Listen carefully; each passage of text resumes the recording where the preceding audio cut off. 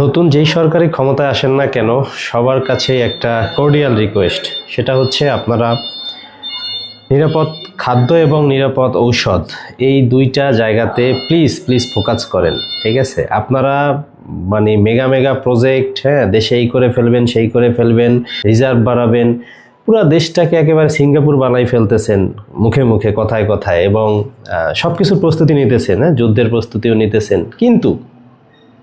কিন্তু আমার দেশের মানুষের মস্তিষ্ক যদি ঠিক না থাকে, মানুষের মন, মানুষের দেহ, মানুষের সুস্থতা যদি না থাকে, এই মানুষগুলো দিয়ে কোনো আউটপুট আসবে না। তো আপনাকে আমাকে আসলে সব দিক থেকে ব্যস্ত রেখে এই দিকটা থেকে কিন্তু আমরা ধ্বংস হয়ে যাচ্ছি এবং ধ্বংস করে দেয়া হচ্ছে।